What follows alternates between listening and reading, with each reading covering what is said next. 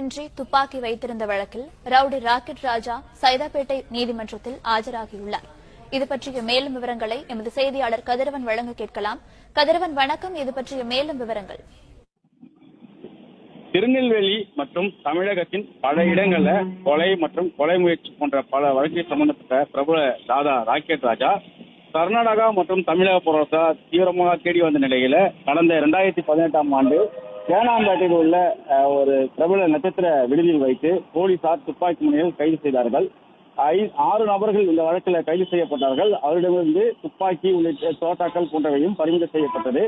ஆயுத தடை சட்டம் உள்ளிட்ட பிரிவின் கீழ வழக்குகள் பதிவு செய்யப்பட்டு தேனாம்பேட்டை போலீசார் விசாரணை மேற்கொண்டு தற்போது இந்த வழக்கு வழக்கானது சைதாப்பேட்டை நீதிமன்றத்தில் இன்று விசாரணைக்கு வந்தது. இந்த வழக்கில் ஏற்கனவே குற்றம் சாட்டப்பட்டவர்கள் சுதன் என்ற நபர் உயிரிழந்த நிலையில மற்ற 5 நபர்களும் இன்று ஆஜராக வேண்டும் என்று உத்தரவானது பிறப்பிக்கப்பட்ட நிலையில் ராக்கெட் ராஜா மற்றும் நந்தகுமார் ஆகிய இருவர் நீதிமன்றத்தில் ஆஜரானார்கள். வருகின்ற 5ஆம் தேதி 5/8 அன்று இந்த வழக்கு விசாரணைக்கு தள்ளி வைக்கப்பட்டு அன்று ஆஜராக வேண்டும் என்று உத்தரவானது பிறப்பிக்கப்பட்டது.